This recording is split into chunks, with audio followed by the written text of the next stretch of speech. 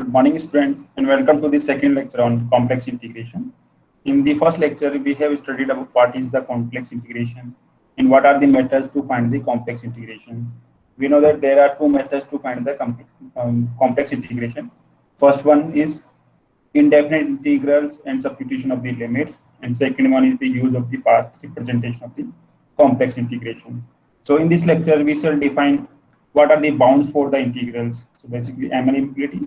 Then we define Cauchy integral theorem. This theorem shows that the complex integration is path independent if and only if your integrand is a analytic function and your path of integration is a simple connected domain. And in the last, we find the Cauchy integral formula.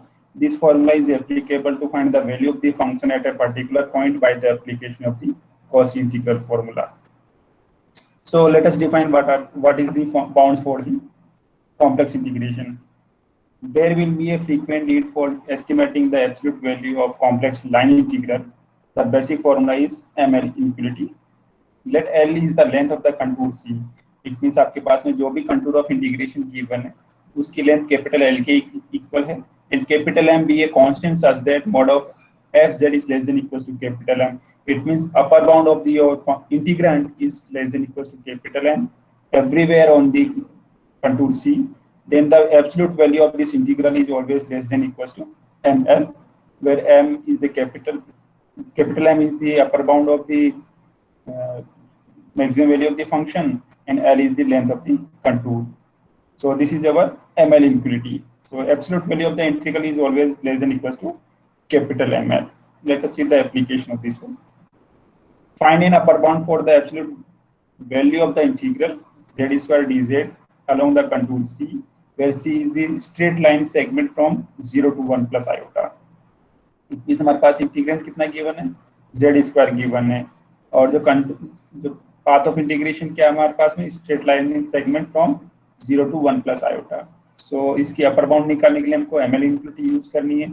For that we need capital M and capital L, where capital M is the maximum value of the function along the curve C, and capital L is the length of the path of integration जो भी आपके. तो यहाँ पे हमारे पास path of integration क्या given है, straight line segment है from 0 to 1 plus iota. तो L की वैल्यू कितनी हो जाएगी बताइए यहाँ पे, length of the path of integration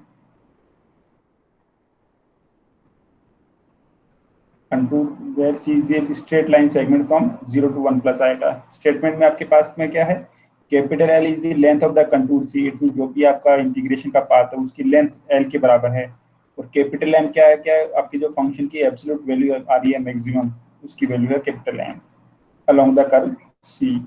तो हमारे पास में C हमारे पास क्या गिवन है, straight line segment from 0 to 1 plus iota. तो बताइए इस जो C जो हमारी स्ट्रेट लाइन सेगमेंट है उसकी लेंथ कितनी होगी capital L? √2 because distance between these 2 points है ना, it means mod of 1 plus iota which is square root of 2. And what is the value of the maximum value of the function over this curve C? हमारे पास function क्या है, z square है, इसकी maximum value क्या होगी इसके ऊपर, 0 पे तो आपकी 0 मिलेगी, मैक्सिमम इस पॉइंट के ऊपर मिलेगी आपकी 1 plus iota के ऊपर. So we have L equals to square root of 2 and mod of fz equals to mod of z square which is less than equals to 2. It means आप यदि ये इस पॉइंट की वैल्यू पुट करते हैं z square के अंदर, then you get mod of 1 plus iota square which is equals to 2.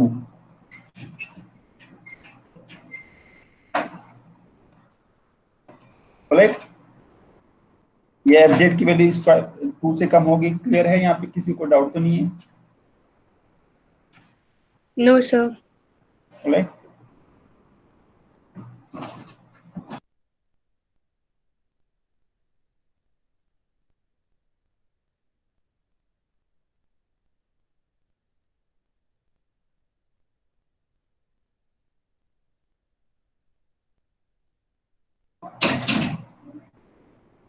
Right? So mode of fz is 2. So therefore, the application of the ML infinity, application of this one, mode of integration of fz dz is less than equals to ML. So therefore, n की value आपके पास में 2 है, l की value आपके पास में √2 है, so therefore absolute value of this integral is always less than equal to √2। यदि आप इंटीग्रल की एब्सोल्यूट वैल्यू निकालते हैं, सो इस इंटीग्रल की वैल्यू क्या बन जाएगी आपके पास में, z³ और लोअर लिमिट 0 है, अपर लिमिट 1 प्लस आयोटा है। If you simplify this, then we get 2/3 √2, which is always less than equals to 2 √2, which satisfy the ML infinity. Clear? Any doubt? No. Okay. Next, prove that absolute value is less than equals to 6 pi upon 7, where C is the arc of the circle, mod of z equals to 2 from 2 to 2 iota. It means आपके पास में कोई circle given है with center 0 and radius 2. Arc given है 2 से 2 iota. It means first quadrant के अंदर जो आपके सर्किल की जो आर्क बनी है that is our path of integration here, है ना। आपको जो सर्किल बन रहा है उसके जो फर्स्ट क्वाड्रेंट में है, only first quadrant starting from 2 end end point is 2 iota. तो इट मींस आपके पास में पाथ ऑफ इंटीग्रेशन क्या है, arc of the circle mod of z is equals to 2 from 2 to 2 iota. तो बताइए इसकी लेंथ ऑफ द कर्व क्या हो जाएगी यहाँ पे पाथ ऑफ इंटीग्रेशन। आपका जो सर्किल है उसकी फर्स्ट क्वाड्रेंट में जो आर्क है उसकी आर्क लेंथ कितनी होगी,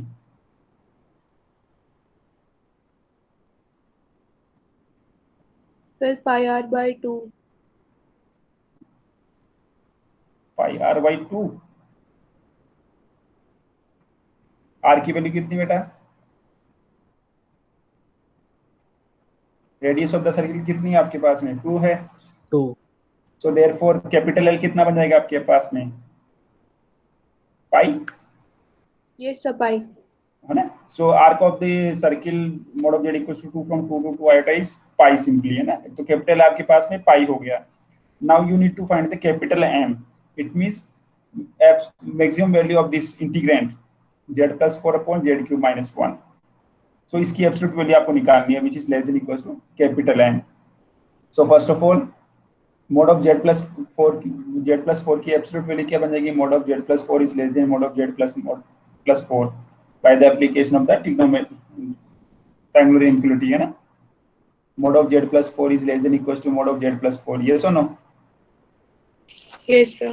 triangular inequality mod of a plus b is less than equals to mod of a plus mod of b। mod of z की मैक्सिमम वैल्यू कितनी हो सकती है यहाँ पे सर्किल के ऊपर, 2 हो सकती है। so therefore mod of z+4 is less than equals to 6। now we find the maximum value of this z³ - 1। अब इसकी मैक्सिमम वैल्यू कब मिलेगी, ओवरऑल फंक्शन की हम बात करें जब इसकी वैल्यू क्या होनी चाहिए, मिनिमम होनी चाहिए, है ना भाई। 1/x की मैक्सिमम वैल्यू का मतलब क्या है, x की मिनिमम वैल्यू होनी चाहिए, यस और no. Yes sir. Yes sir. तो हम क्या करेंगे, इसकी मिनिमम वैल्यू निकालेंगे mod of z³ - 1। सो इसकी that we know that mod of a³ - b³ is always greater than equals to mod of a³ - mod of b³ whole का mod आ जाएगा आपके पास में। So therefore mod of z³ - 1 is always greater than equals to mod of z³ - 1, and what is the value of this mod of z³, which is 2। so therefore 8 - 1 it is 7, so the value of this z³ - 1 is always greater than equals to 7। so therefore 1 / mod of z³ - 1 is less than equals to 1/7। इसको यदि आप दोनों की value आप put करते हैं और simplify करते हैं, therefore you will get mod of z+4/z³ - 1 is less than equals to 6/7 over the curve C। ठीक है, तो हमको basically mod of fz is less than capital M निकालना था। तो न्यूमरेटर के लिए तो हमने ये वाली ट्रायंगुलर इनक्लूटी यूज की है, और डिनोमिनेटर के लिए हमने ये वाली रिवर्स ट्रायंगुलर ये वाली इनक्लूटी यूज की है ना। सो mod of a³ - b³ is always greater than equals to mod of a³ - mod of b³। ठीक है, सो जब भी आपको डिनोमिनेटर के लिए आपको इनक्लूटी यूज करनी है तो आपको बेसिकली ये वाली इनक्लूटी यूज करनी होगी, ठीक है, ग्रेटर देन वाली, और न्यूमरेटर के अंदर लेस देन वाली इनक्लूटी यूज करनी है। So therefore the mod of z+z³ - 1 is always less than equals to 6/7, which is equals to capital M over the curve C। therefore by the application of the ML inequality, the absolute value of this integral is always less than equals to 6 pi/7। Any doubt? No, sir. ठीक है, तो जब भी आपको ML infinity use करनी है तो you need to find the length of the curve of integration, जो भी पाथ ऑफ इंटीग्रेशन आपका, and maximum value of the function over that curve C. ठीक है, दो चीजें आपको निकालनी है, देन यू एमएल इनफिनिटी। ये आपके लिए एक्सरसाइज है। So that absolute value of this integral is less than equal to 1/2 root pi, that C is the straight line segment from 2 to 2 plus iota. Note कर लीजिए आप इसको।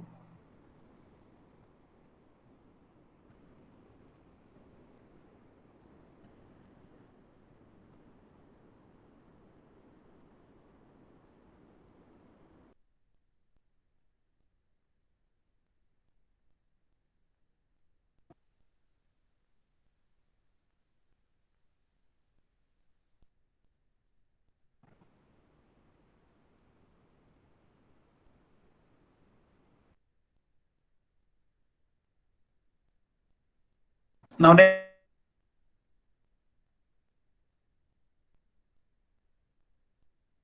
fz generally depends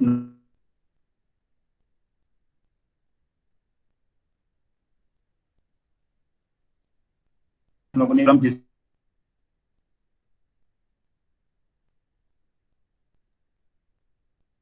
वो आप क्या थी डिफरेंट है ना। सो the line integral depends on the path itself. This dependency often complicates the situation, hence condition under which this condition does not occur are considerably more important.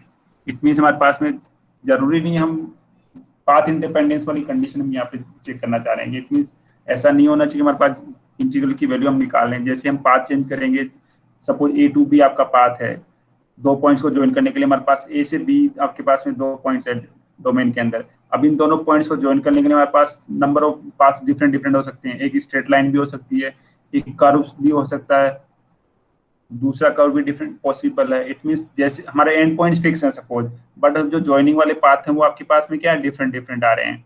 सो उस condition कौन सी condition में आपका जो इंटीग्रल वो path independent होगा वो हमारे पास इस थ्योरम से मिलेगा, कॉची इंटीग्रल थ्योरम से, है ना। So namely if fz is analytic in a domain d and d is simply connected, आपके पास में यदि कोई फंक्शन एनालिटिक है इस किसी डोमेन d के अंदर और d आपका क्या सिंपली कनेक्टेड डोमेन है, then integral will not depend on the choice of the path between the given points. It means हमारे पास वो end points पे डिपेंड करेगा, कौन से पाथ से आप उसको ज्वाइन कर रहे हैं उस पर डिपेंड नहीं करेगा। Condition is that your function fz must be analytic in a domain d where domain d must be a simply connected domain. ठीक है, तो ये दो कंडीशंस इंपॉर्टेंट होगी। Your function must be analytic in the given domain d and your domain must be a simply connected domain.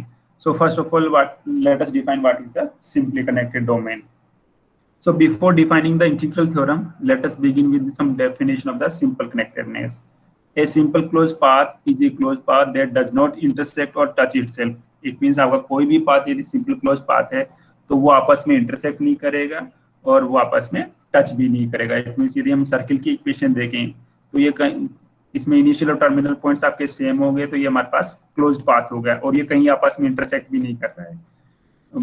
But this path is not a simple connected path because ये हम यहाँ पे touch कर रहा है तो ये हमारे पास में this is not a simple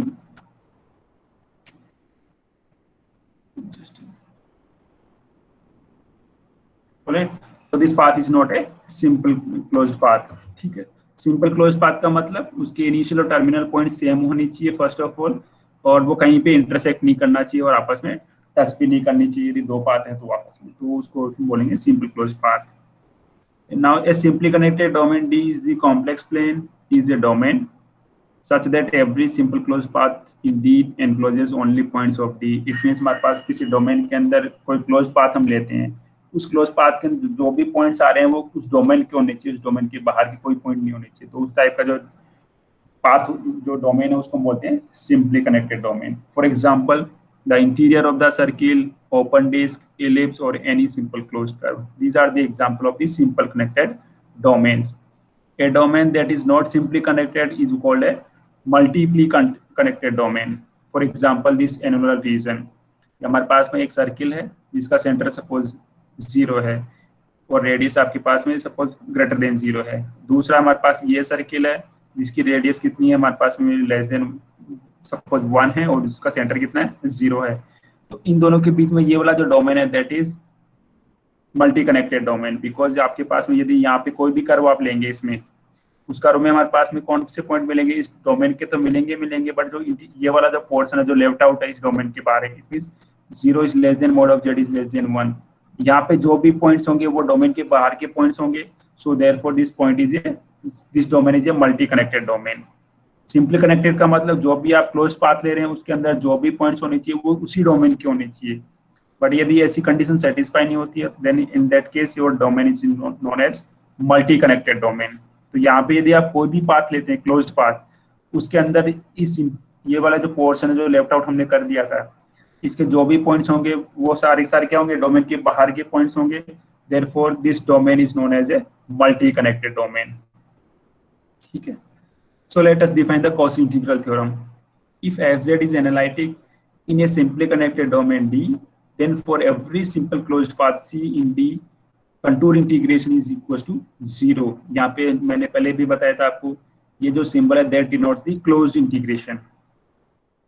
closed integration का मतलब लोअर लिमिट और अपर लिमिट आपकी क्या इंटीग्रेशन की सेम आ रही है, so closed path of integration। so it means यदि आपके पास में given फंक्शन क्या है, एनालिटिक फंक्शन है, और आपका जो डोमेन है वो क्या है, सिंपली कनेक्टेड डोमेन है, then the value of the closed path along the closed path C is equals to 0।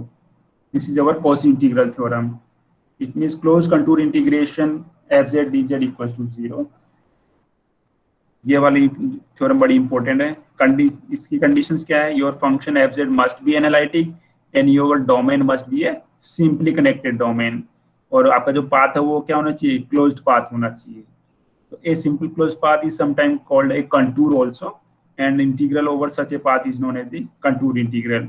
इस टाइप का जो इंटीग्रल होता है उसको हम बोलते हैं कंटूर इंटीग्रल, जहाँ पे पाथ ऑफ इंटीग्रेशन क्या है, क्लोज्ड पाथ है यहाँ पे। ठीक है, so late us see the application of this Cauchy integral theorem. First of all इसमें कोई डाउट है बेटा?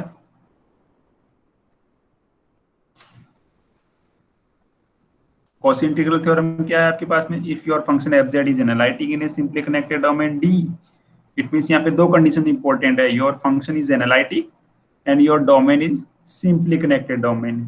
ये दोनों कंडीशन यदि सेटिस्फाई हो रही है, in that case your contour integral is equal to 0। ठीक है, Yes, sir. okay then let us see the application. Contour integration Ez dz equals to 0, contour integration cos of z dz equals to 0, contour integration z की power n dz equals to 0। ये condition satisfy है यहाँ पे। First of all e की power z, यदि आप लोगों को पता है, हम ऑलरेडी डिस्कस कर चुके हैं, e की power z is an analytic function in A given domain D। Function analytic है। Yes, sir. So given integrand is a analytic function, so therefore contour integration of this and e की power z equals to 0। Similarly हमारे पास में cos z भी क्या है, analytic function है, z की पावर n भी हमारे पास क्या है, एनालिटिक फंक्शन है। So therefore the value of these contour integrals are 0 because of the Cauchy integral theorem। ठीक है, Cauchy integral theorem का स्टेटमेंट क्या है, if your function is analytic in a simply connected domain D, then your contour integral is 0। ठीक है, let us see the second example। contour integration of sec of z dz equals to 0, dz upon z square plus 4 equals to 0, z e की power z square plus 9 raised power 5 dz equals to 0, where c is the unit circle mod of z equals to 1। अब यदि आपको पता है sec of z है, इसको आप क्या लिख सकते हैं, 1 upon cos of z लिख सकते हैं। Yes, sir. अब अगर 1 अपॉन cos ऑफ z है तो इसके वो पॉइंट्स आप फाइंड आउट कर सकते हैं जहां पे आपका फंक्शन क्या हो गया, वेल डिफाइन नहीं होगा। सो आप यहाँ पे चेक कर सकते हैं sec ऑफ z कौन कौन से पॉइंट्स के लिए डिफाइन नहीं होगा। भाई 1 अपॉन cos ऑफ z लिख सकते हैं आप, जहां पे cos ऑफ z की वैल्यू 0 होगी उन पॉइंट्स के ऊपर हमारा फंक्शन डिफाइन नहीं होगा। Yes, sir. Yes, sir. तो cos ऑफ z कौन कौन से पॉइंट्स पे 0 होगा, n पाई बाई 2। ये सुनो, Yes, sir. cos of z की वैल्यू कौन कौन से पॉइंट्स के लिए 0 होगी, n पाई बाई 2 के लिए 0 होगी, जब where n is any positive integer या नेगेटिव जो भी आप मानना चाह रहे हैं ना। सो n पाई बाई 2 की हम बात कर रहे हैं यहाँ पे, suppose n equals to 1, so for the time being z equals to pi by 2 पे सेक z डिफाइन नहीं होगा। यस सर, नहीं होगा।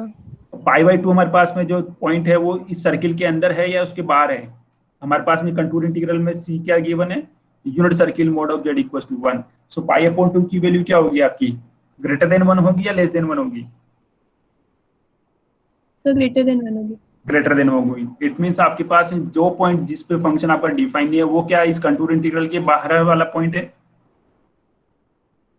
हमारे पास Yes, कंटूर इंटीग्रल का कर्व क्या गिवन है, mod of z equals to 1, but इसका जो सिंगुलर पॉइंट जिसका जहाँ पे फंक्शन आपका डिफाइन नहीं है उसका singular point suppose pi by 2 है, वो क्या है, आउटसाइड द यूनिट सर्किल है। So therefore the value of this integral equals to 0 because your sec z is analytic function inside the unit circle mod of z equals to 1।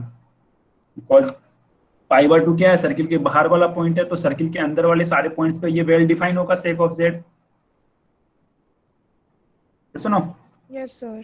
Because n pi by 2 है, n pi by 2 में आप n की value आप जैसे भी change करते रहेंगे उसकी वैल्यू ग्रेटर देन 1 ही आने वाली है आपकी हमेशा ही। n की वैल्यू 1 है तो भी ग्रेटर देन 1 है, 2 है तो भी ग्रेटर देन 1 है, 3 है तो भी ग्रेटर देन 1 है। So in all cases sec of z is well defined inside the unit circle और over the unit circle. So therefore Yes. The value of this contour integral is 0। यदि हम इसकी बात करें 1 अपॉन z स्क्वायर प्लस 4, ये कौन कौन से पॉइंट्स पे डिफाइन नहीं होगा, plus minus 2 iota. z equal to plus minus 2 iota.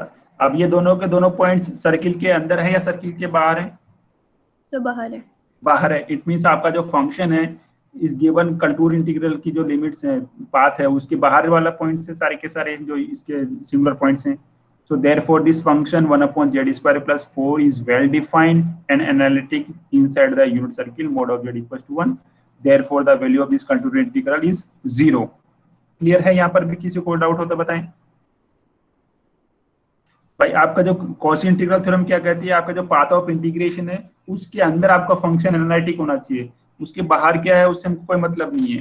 हमारे पास पाथ ऑफ इंटीग्रेशन क्या गिवन है, unit circle mod of z equal to 1 and we can see for this example z equal to plus minus 2 iota are the singular points जहाँ पे आपका function क्या well define नहीं है। Singular points की study हम next lectures में study करेंगे। For the time being assume कर लीजिए कि जहाँ पे आपके डिनोमिनेटर की वैल्यू 0 बन जाती है, that points are known as the singular points. तो यहाँ पे z equal to plus minus 2 iota पे ये फंक्शन वेल डिफाइन नहीं है, दोनों के दोनों पॉइंट्स आपके यूनिट सर्किल के बाहर वाले पॉइंट्स है। Therefore your function 1 upon z square plus 4 is analytic inside the unit circle mode of z equals to 1, therefore the contour integral is 0.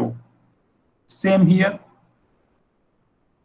यहाँ पे इसके सिंगुलर पॉइंट्स आपको क्या मिलेंगे, z equals to plus minus iota 3 which lies outside the unit circle, therefore the value of this contour integral is 0. यहाँ तक किसी को डाउट हो तो पहले बताएं। सर एक चीज पूछनी थी कि बताएं जो बेटा। फर्स्ट वाला था sec z वाला, हाँ जी। इसमें अपन लोग n पाई बाय 2 में वैल्यू पुट कर रहे थे, n इज इक्वल टू 1 2 3 करके देख रहे थे। तो हाँ sir ji. n is equal to 0 नहीं रखेंगे एक बार? 0 पे क्या वैल्यू होगी बताइए। सर 0 पे 0 कहाँ 0 पे 0 कैसे हो जाएगी बेटा, cos 0 की वैल्यू कितनी होती है? नहीं मतलब cos 0 हो जाएगा तो cos 0 1 हो जाएगा मतलब। हाँ तो cos sec 0 भी 1 बनेगा आपका। Yes sir. वेल डिफाइन है वहाँ पे तो कोई दिक्कत ही नहीं है। ओके सर, मतलब मैं ये पूछ रही थी कि अपन 0 भी रखेंगे या फिर सिर्फ 1 2 3 4 रखेंगे? नहीं 0 भी पुट कर लीजिए आप। इट मीन जहाँ पे आपके इसके डिनोमिनेटर sec z की वैल्यू आपकी वेल डिफाइन होनी चाहिए। Okay sir, okay sir. It means आपका फंक्शन उस वेल डिफाइन होना चाहिए उस कंटूर के अंदर या उस कंटूर की बाउंड्री के ऊपर। Okay sir. ठीक है, तो यहाँ Yes. पे जो हमारे पास कंटूर क्या है, यूनिट सर्किल गिवन है, इसके अंदर या इसकी बाउंड्री के ऊपर ऐसा कोई पॉइंट नहीं होना चाहिए जहाँ पे फंक्शन वेल डिफाइन नहीं हो। यदि ऐसा है तो उस केस में आपका कंटूर इंटीग्रेशन की वैल्यू 0 नहीं होगी। Okay sir. ठीक है, बट यहाँ पे हमारे पास में जो भी इंटीग्रेंट गिवन है वो सारे के सारे क्या है, यूनिट सर्किल के अंदर या उसकी बाउंड्री के ऊपर वेल डिफाइन है, बिकॉज इनके जो सिंगुलर पॉइंट्स आ रहे हैं वो आउटसाइड द यूनिट सर्किल आपको मिल रहे हैं। So therefore the value of these contour integrals are 0। Okay sir. यहाँ पे जो सिंगुलर पॉइंट है वो for the time being assume कर लीजिए कि जहाँ पे डिनोमिनेटर की वैल्यू 0 बन रही है। इसका स्टडी हम नेक्स्ट लेक्चर्स में करेंगे, what are the singular points. Okay sir, thank you sir. Okay then let us see this one.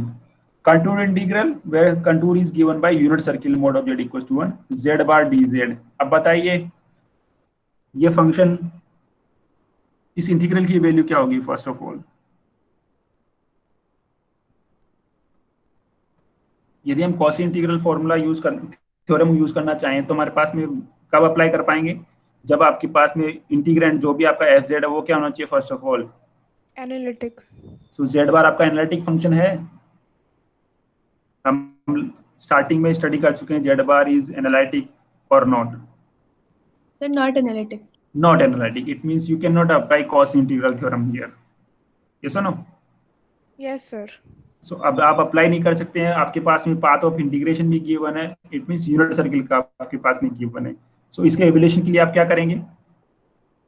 जो हमारे पास में जो मेथड्स हमने ऑलरेडी स्टडी किए हैं, methods of evaluation of the complex integration, दो मेथड्स आपके पास में थे, indefinite integral and substitution of the limit and use of the path representation. तो यहाँ पर पास सेकंड वाला मेथड अप्लाई कर सकते हैं, use of the path representation. Mod of z equals to 1 है, इसको आप क्या लिख सकते हैं? z इक्वल्स टू e की पावर आयोटा थीटा लिख सकते हैं।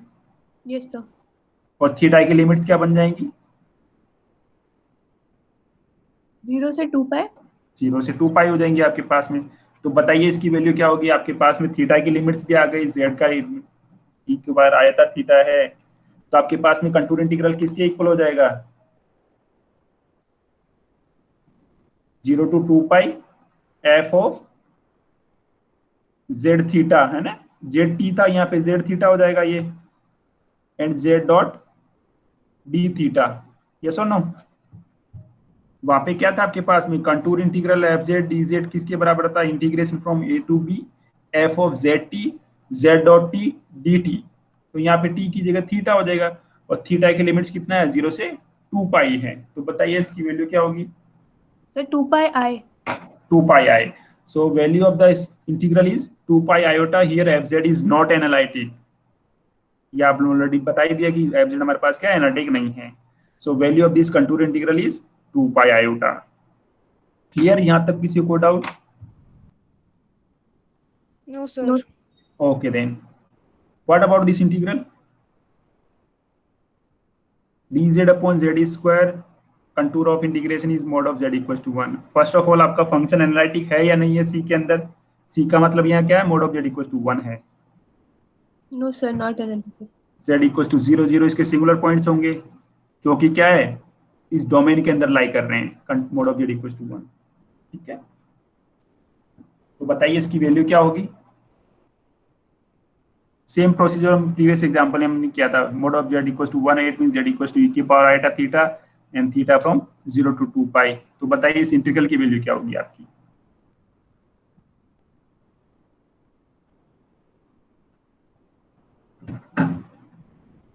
सर इसकी वैल्यू शायद 0 ही आएगी। 0 आएगी ना? ओके, 0 आ रही है, इट मींस हमारे फंक्शन तो एनालिटिक नहीं है गिवन डोमेन के अंदर, बट उसकी वैल्यू कंटूर इंटीग्रल की वैल्यू क्या मिल रही है आपको? 0 मिल रही है, right? So hence the condition that f be analytic in D is the sufficient rather than the necessary for Cauchy theorem be to true. It means हमारे पास में सब जो Cauchy theorem है उसकी sufficient condition क्या है कि f must be analytic, that is not necessary कि हमारे पास में कंटूर इंटीग्रल की वैल्यू आपकी 0 हो सकती है इररेस्पेक्टिव आपका फंक्शन एनालिटिक नहीं है उस केस में भी। तो यहाँ पे आप देख पा रहे हैं हमारे पास जो फंक्शन है एफ जेड वो यहाँ पे given mod of z equals to 1 के लिए एनालिटिक नहीं है, बट इसकी कंटूर इंटीग्रेशन की वैल्यू क्या मिल रही है आपको? 0 मिल रही है। So therefore the condition that F B analytic in D is the sufficient condition rather than necessary. It is not necessary कि हमारे पास में कंटूर इंटीग्रल की वैल्यू 0 हो रही है जेड भी एनालिटिक होगा, but if your function fz is analytic and your contour integration then contour integration will be 0।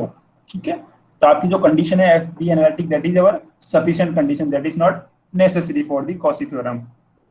Clear? Yes sir. आपका कंटूर इंटीग्रल 0 हो सकता है जब भी आपका सपोज आपका फंक्शन एनालिटिक नहीं है उस केस में भी, बट यदि आपका फंक्शन एनालिटिक है तो आपका कंटूर इंटीग्रल हमेशा 0 होगा bye the application of the Cauchy theorem। Yeah. Now this is path independence theorem। if fz is analytic in a simply connected domain D, then the integral of fz is independent of the path in D. It means हमारे पास में क्या है कि हमारे पास कोई function fz given है, वो एनालिटिक है, आपका डोमेन क्या सिंपली कनेक्टेड डोमेन है, तो उस केस में जो आपका कंटूर इंटीग्रल होगा, कॉम्प्लेक्स इंटीग्रेशन, वो हमेशा पाथ इंडिपेंडेंट होगा।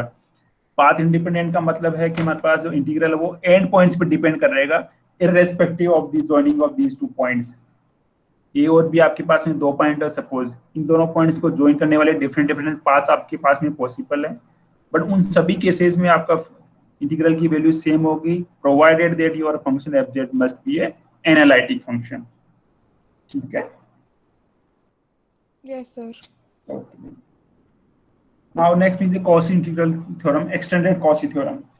Let's see C1, C2, Cn be simply closed, positively oriented. It means counterclockwise or anti-clockwise. ठीक है? Positively oriented का मतलब काउंटर क्लॉकवाइज और anti clockwise direction. It means आपके पास में जो कंटूर की जो डायरेक्शन है वो क्या है, एंटी क्लॉकवाइज है, with the properties that ck lies interior to c। It means ये जो सारे c1 c2 cn वो सब के सब क्या है, इस पर कंटूर c के अंदर लाई करते हैं, और k equals to 1 to 1 and the interior of ck has no points in common with the interior of cj। It means सारे के सारे जो c1 c2 cn है वो सारे के सारे क्या है, डिस्टिंक्ट क्लोज पाथ है, इनके बीच में कोई भी पॉइंट्स कॉमन नहीं है। And let fz be analytic on a domain D, then that contains all the contours and the region between c and c1 plus c2 plus cn. Then it means आप इस तरह से देख सकते हैं, that is our bigger contour c। इसके अंदर सारे के जो c1 c2 ck cn जो स्मॉल कंटूर्स हैं, सारे के सारे क्या हैं, क्लोज्ड पाथ हैं, ये सब के सब c1 c2 ck cn, सारे के इनके बीच में कोई भी पॉइंट्स कॉमन नहीं है। तो हमारे पास में जो उस केस में हमारे पास जो वैल्यू होगी कंटूर इंटीग्रल की around this bigger contour c is equal to summation k from 1 to 1 contour integration along ck fz dz।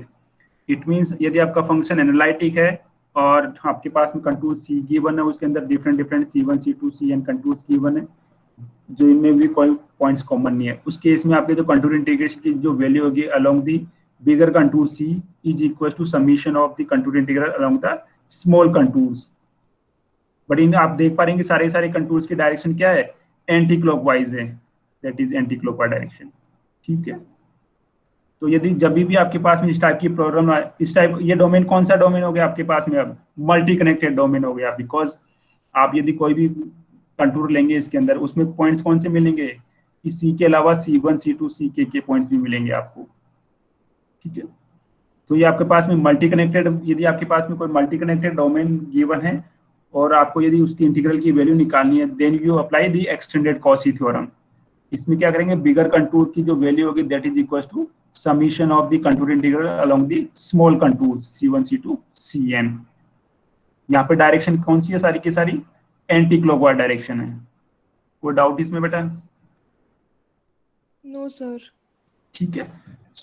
Bigger contour के अराउंड हमारे पास कंटूर इंटीग्रल की जो वैल्यू है that is equal to summation of the contour integrals along the small contour c1 c2 cn। सबकी direction कौन सी है, anti clockwise direction है। ठीक है? सो ये वाली प्रॉपर्टी आप लर्न कर लेना, बड़ी इंपॉर्टेंट है, इसकी एप्लीकेशन हम आगे के लेक्चर्स में देखेंगे। ठीक है? Alright, suppose if the contour C is positively oriented while other contours C k from 1 to 1 are negatively oriented, it means clockwise। it means ये वाला कंटूर तो आपका एंटी क्लॉकवाइज है और इनकी डायरेक्शन सपोज क्लॉकवाइज है, नेगेटिवली ओरिएंटेड है। In that case your contour integration fz dz plus summation k from 1 to 1 contour integration along ck fz dz equals to 0। Same था यहाँ पे, आपकी डायरेक्शन आप चेंज कर रहे हैं, इट मींस आप उस कंटूर की वैल्यू क्या कर देंगे, नेगेटिव कर देंगे। सपोज ये सारी के सारी आपकी क्या है, इस डायरेक्शन में नेगेटिवली ओरिएंटेड हैं, तो ये सारे के सारे क्या माइनस बन जाएगा यहाँ पे। आप क्या करेंगे, बेसिकली कंटूर की डायरेक्शन आप चेंज कर रहे हैं, तो यदि ये वाली डायरेक्शन हम पॉजिटिव मान के चल रहे हैं, एंटी क्लॉकवाइज, अब आपके पास में यहाँ पे क्या है, जो इंटीरियर वाले जो कंटूर उनकी डायरेक्शन क्या है, क्लॉकवाइज है, इट मींस नेगेटिव हो जाएगी। सो नेगेटिव टाइम्स हो जाएगा summation k equal to 1 to n contour integration ck fz dz। इसको यदि आप सिंप्लीफाई करते हैं then you get this relation. ठीक है? तो इट मीन्स यदि बड़े वाले कंटूर की और जो इंटीरियर वाले जो कंटूर उनकी डायरेक्शन यदि सेम है तो ये वाला फॉर्मूला है, और यदि बड़े वाले कंटूर जो इंटीरियर वाले जो कंटूर उनकी डायरेक्शन यदि अपोजिट है एक दूसरे के, उस केस में आपके पास में ये वाला रिलेशन होगा। क्लियर? Yes, sir. ओके, तो let us move to the next one. ये आप लोगों के लिए एक्सरसाइज है, नोट कर लीजिए। Evaluate the following contour integrals. चाहे तो आप स्क्रीनशॉट ले लीजिए, आप इसका प्रैक्टिस करना आप लोग इसकी।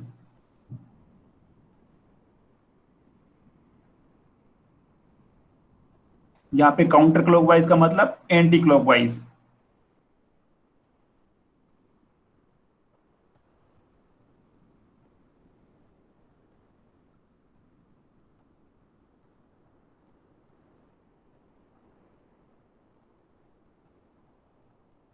नोट कर लिया? Yes, sir. Okay then. Now next we move to the cos integral formula. The most important consequence of cos integral theorem is the cos integral formula. This formula is useful for evaluating the integrals. Even more important is its key role in improving the surprising fact that analytic function have derivatives of. It means इस cos integral formula का आप use करते हुए ये proof कर पाएंगे हमारे पास में कोई फंक्शन गिवन एनालिटिक फंक्शन है तो उसके सारे के सारे डेरिवेटिव्स प्रेजेंट होंगे।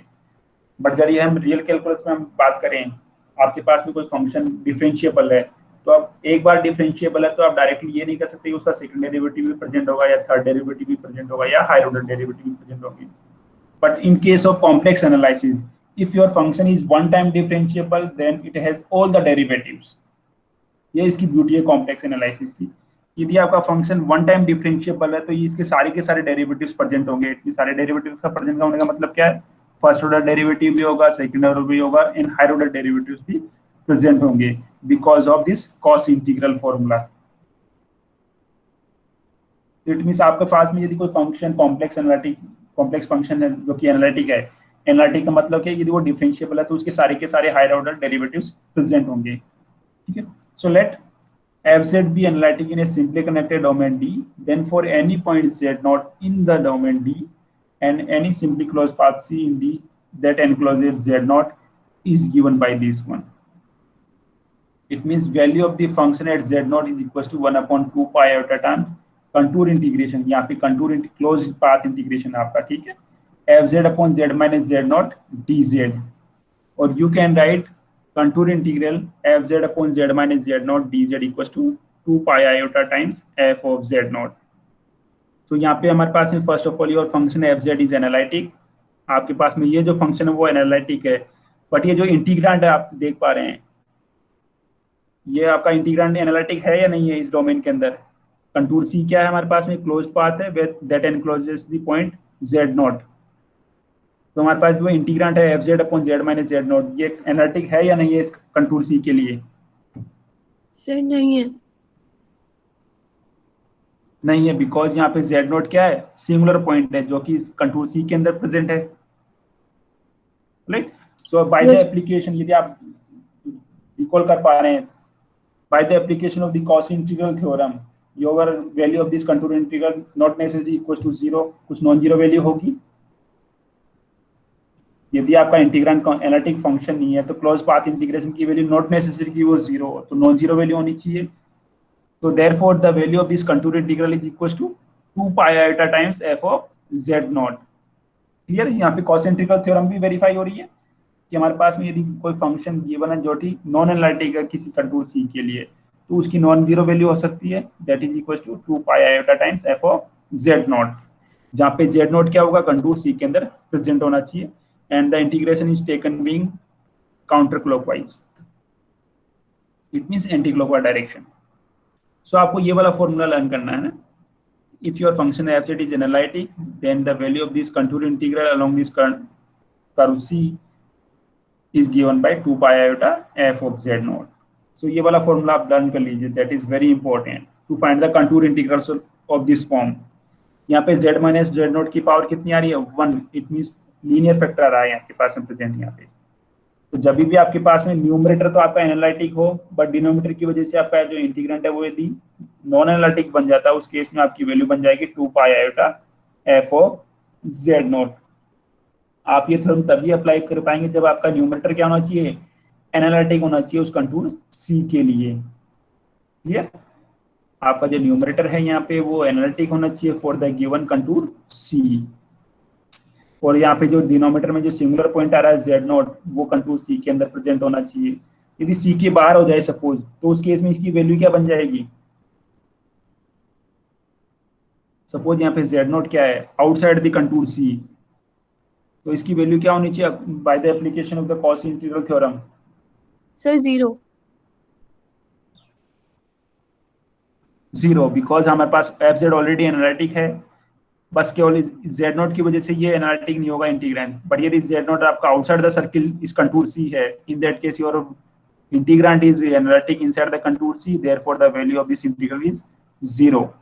But यहाँ पे z नॉट क्या है, inside the contour C है, therefore this value is given by 2 pi iota times f of z not. किसी को डाउट यहाँ पे? No, sir. Okay then, let us see the application. Z cube minus 6 upon 2z minus iota equals to pi upon 8 minus 6 pi iota inside the contour C, which is unit circle mod of z equals to 1. Right? So first of all इसका numerator क्या हमारे पास में, z cube minus 6, ठीक है, that is our third degree polynomial which is analytic for the given contour. यहाँ पे हमारे पास डिनोमिनेटर में 2z माइनस आयोटा है, it means this become 0 for z equals to iota upon 2। ये सुनो, Yes, sir. z equals to iota upon 2 पे 0 0 बन जाएगी, है ना? And z equals to iota upon 2 इस कंटूर सी के अंदर लाई करता है।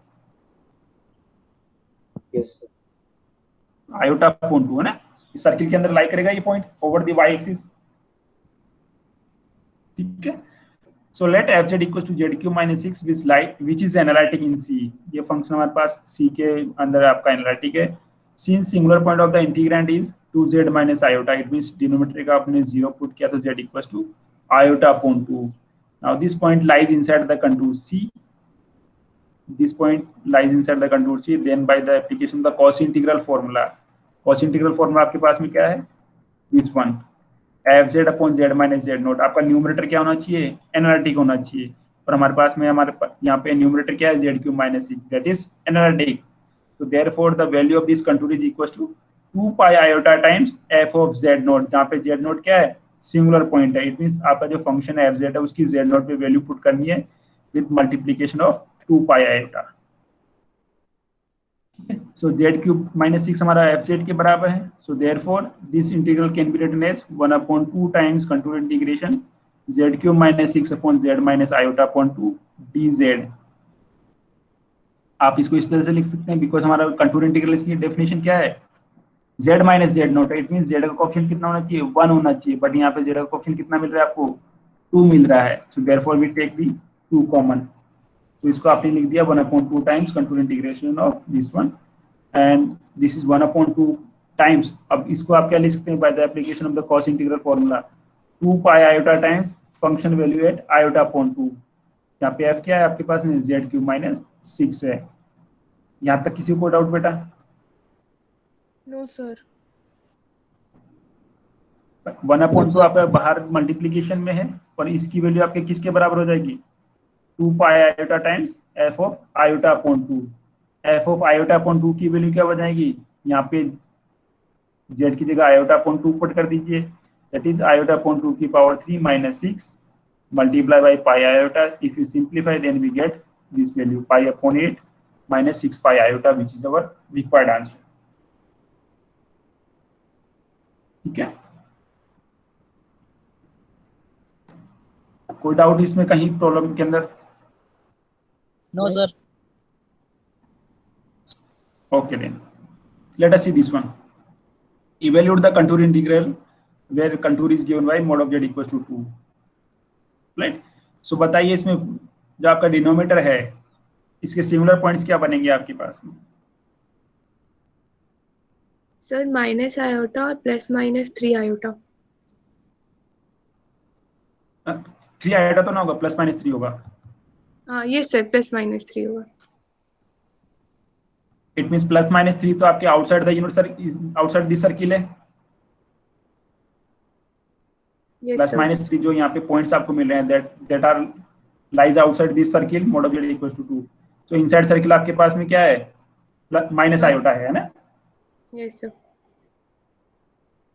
only z equals to minus iota is lies inside this mod of z equals to 2, only one singular point है ना, Yes, sir. Yes, sir. yes or no, alright, so let fz equals to, because यहाँ पे इसके जो singular points आ रहे हैं 9 minus z square के, वो क्या है z equals to plus minus 3 है, जो कि गिवन कंटूर के लिए क्या आउटसाइड है. So therefore we define fz equals to z upon 9 minus z square. तो हमने जो हमारे पास इंटीग्रेंट है उसमें fz हमने क्या मान लिया, z upon 9 minus z square. Now we know that this function is analytic for the given contour c, yes or no, because इसके जो सिंगुलर पॉइंट्स हो सकते थे z equals to plus minus 3, वो दोनों की दोनों क्या है, outside the circle mod of z equals to 2, yes or no. Yes, sir. Yes, तो हमने sir. क्या किया, हमारे पास में जो इंटीग्रांड गिवन है उसमें पहले तो चेक किया कि इसके सिंगुलर पॉइंट कौन कौन से हैं. जो पॉइंट्स इंटीरियर में लाई कर रहे हैं उनको तो हमने अलग कर दिया, और जो एक्सटीरियर में लाई कर रहा है उसको हमने न्यूमरेटर के साथ में रख लिया. So we have defined fz equals to z upon 9 minus z square. Now this function is analytic for the given curve C. Now the C singular point is z equals to minus iota, and that lies inside the contour mod of z equals to 2. Therefore, by the application of the Cauchy integral formula, we have this contour integral equals to fz upon z minus iota dz. आपने fz किसके equal है, z upon 9 minus z square के equal है. ठीक है, आपने z plus iota को आप क्या लिख सकते हैं, z माइनस z नोट की फॉर्म में, z minus minus iota, because आपकी कॉसी इंटीग्रल फॉर्मूला की डेफिनेशन क्या है, contour integration fz upon z minus z note है ना. तो यहाँ पे z प्लस आयोटा है तो आप इसको क्या लिख सकते हैं, z minus minus iota dz. Clear? Yes, sir. आपकी डेफिनेशन क्या है, z माइनस z नोट है ना, तो इसको आप z माइनस z नोट की फॉर्म में लिख सकते हैं, that is z minus minus iota dz. And by the application of the Cauchy integral formula, value of this contour integral is 2 pi iota times value of the function at the singular point minus iota, f at minus iota. So f जो हमारे पास में ये हमने जो define किया है उसकी आयोटा के ऊपर वैल्यू क्या बनेगी, जो भी आपकी बन रही है उसको सिंपली माइनस आयोटा अपॉन 8 नहीं प्लस 10, तो माइनस आयोटा अपॉन 10 हो जाएगा आपके पास में ना. सो माइनस आयोटा से आयोटा को मल्टीप्लाई करें तो प्लस 1 बन जाएगा, that is 2 pi upon 10, it means pi upon 5. ठीक है, कोई डाउट बेटा इसमें? No, sir. No, sir. जब भी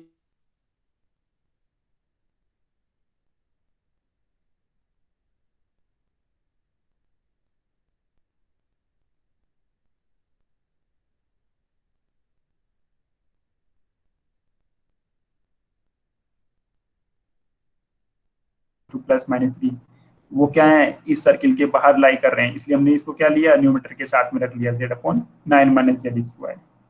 ठीक है, let us see one more application. Evaluate sin z upon 4z plus pi dz.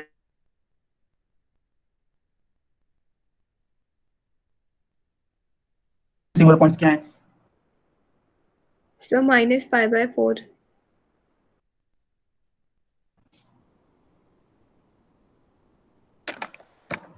Hello, single points क्या है बेटा इसके, So minus pi by 4. First of all sin z आपका minus pi by 4 which lies inside the contour C. Yes, sir. Minus pi by 4 की value जो होगी वो circle के अंदर होगी. Yes, तो आप इसको सिंप्लीफाई करते हैं तो आपकी वैल्यू क्या बन जाएगी, द कंटूर 1/4 टाइम्स, बिकॉज हमको यहाँ पे z का कोएफिशिएंट क्या होना चाहिए, 1 होना चाहिए, तो हमने यहाँ 4 कॉमन ले लिया, और इसको z माइनस z नॉट की फॉर्म में आप रिप्रेजेंट कर सकते हैं, it means z minus minus pi upon 4, this is 1/4 times 2 pi iota, value of this function fz at z equals to minus pi upon 4.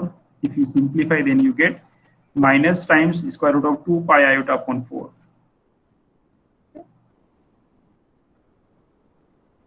ये आपके कुछ प्रॉब्लम्स आपको ट्राई करनी है, नोट कर लीजिए आप इनको. Using Cauchy integral formula integrate counter clockwise की बात कर रहे हैं, it means anti clockwise direction.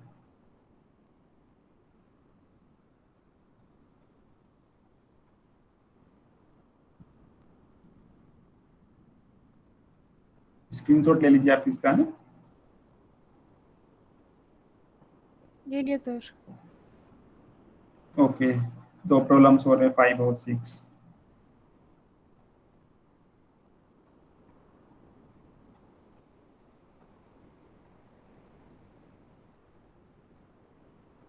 So thank you for today and continue in the next lecture. Thank you, sir. Thank you, sir.